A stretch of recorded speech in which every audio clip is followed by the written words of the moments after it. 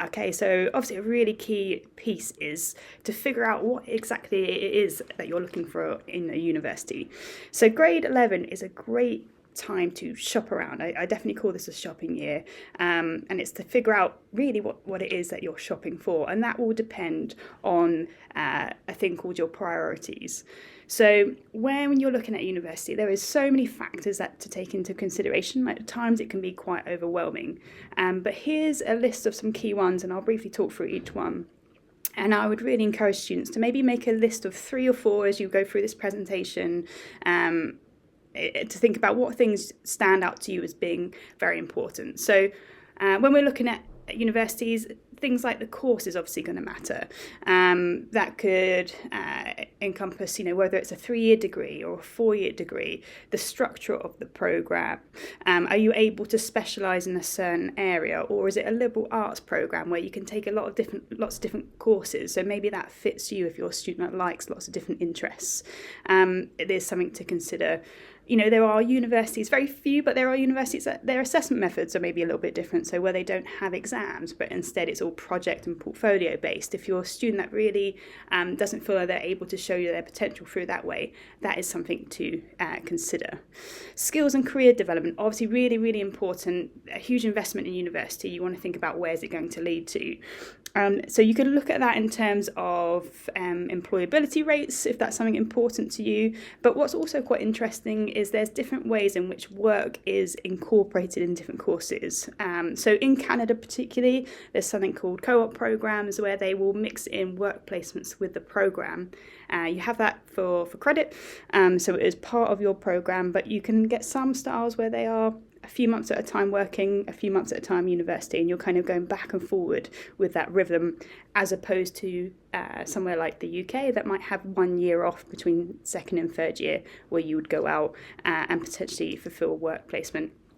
Location and accessibility is really, really important. For some students, that thought of being able to easily get home if they wanted to or needed to, or having people visit. So you might want to think about, is there a train to the airport? Is it a direct flight to where you need to get home? Or is that not so much of a problem for you? Perhaps you've got family in the area, so that is not so much of a concern. Post-work study options. So after you graduate, is there an opportunity to stay within that country and work? Accommodation, of course, actually a really big consideration for students. What does that look like? How much does that cost? Is that halls where you're sharing with other students? Are you sharing a room? Do you get your individual space? Is it far out from university campus, or are you really close by? Those are sorts of things that you will want to consider. Student access, so if you would like to gain support whilst you're at university, what does that look like and what are they able to offer? So every university will provide this, but some will be particularly well known for certain areas of support, and that's something we can help you to research. Student body, obviously coming from a really diverse international school here at ACS Cobham, often students want to make sure that they go to a similar environment in a university. So that's something to look into. What is the international student body population? What's the diversity of the school? Also, what's the politics in the area nearby? Is that something that is going to impact on your experience of university? And another consideration is often whether that school is a commuter school, so maybe it serves the local population more, and it's just something to bear in mind when you attend a school like that, it might be quite a different environment. The wider life, obviously, like you're there to study, but you're also there to enjoy your experience and get involved in lots of different activities. So whether it's sports, for example, if you're in the US D1 school, you're going to get much different experience than if you were at a niche university with maybe some intramural clubs. So something to consider there. Finance, obviously, a very big factor. You've got the factor in the cost of attending university, but also the living costs. It's going to be much more expensive in cities as opposed to rural areas, and things like that. But also there's travel costs that you need to factor in for going home, perhaps in holiday periods. Student satisfaction, obviously, sometimes you will get big brand universities that students are attracted to, and can completely understand that, but they may not always have the best reviews from students attending there. So maybe they feel like it's overcrowded, there's not enough access to opportunities, or they don't get to know their professors, and professors don't get to know them, and that's a consideration for when you move on and perhaps want to reference. Is making sure you do have staff that will really get to know you during your 3 or 4 years at university.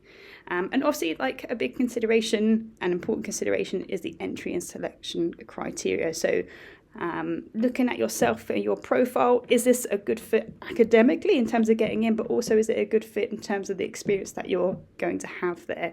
You can imagine with a college that is a 50 and 50 on the SAT, you can imagine the rate at which the classes will perhaps start when you get there. And that's great for some students. They want that challenge when they arrive. For other students, they maybe want a bit more time to develop and get their confidence. So just lots of things to think about. As I mentioned, this is a lot, but what I'd suggest is maybe getting 3 or 4 things that are really important to you, and then that's when you can come in and speak with your college counsellor in January, and we can start to figure out areas that you can start to look at for different university options. So we covered this briefly before, but in terms of the different styles of education, from more specialised in the UK to more exploratory liberal arts style curriculum in the US. And it's just a reminder that some great resources here before we meet you, so you can get started with your university search in Schoology, where you can look under exploring options, and then there are resources by either region or country for you to check out. So that takes us on to us looking about what tools you have available for you to start researching once you've done your reflection. These two things can be done in tandem with each other, so you could be searching for universities whilst doing your self-reflective pieces as well. Now, Maia Learning, as you've seen already, is like the main place in which we will research universities in. It's a student-friendly resource with all of the different countries represented.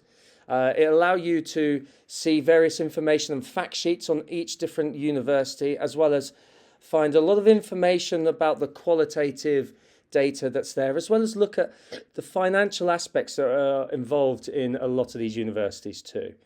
So there are a series of tasks that we're going to be sharing inside Maia Learning. So do make sure that you are actually regularly going into Maia Learning. So soon we will be starting to have a session where we onboard you. Okay, so that's coming up next month. There'll be a session where we onboard you onto Maia Learning. There will be a series of videos and how-tos from our Cobham College Counselling emails sent to you for you to follow to help get you involved in accessing Maia Learning. Do look out for those emails.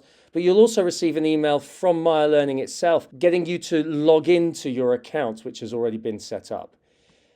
Maia Learning will also be able to give you a series of questions that you need to answer in there that will help narrow down some of your university lists, as well as help you align your preferences with the various universities that you're looking at and researching. In addition to Maia Learning, there's a wealth of additional resources that are available to you.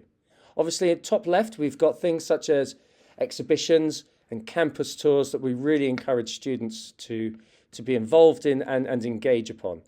We've also got Moresby that we've already mentioned in this presentation so far, which is great for that self-reflection piece, all right? Opendays.com is a website that you can use to find out more information about which universities in the UK are open for students to come and see the campuses, ask questions to the admissions officers and so on. In the centre top, you can see that we have got a screenshot of the resources that are available for you in Schoology. This is a fantastic place to also start your research in as well. As Ms. Hollins had talked about, there's information on the various different destinations across the world, which we really encourage you to look at. As well as the grade level resources, you have your own grade 11 page with a slew of information for you to look into.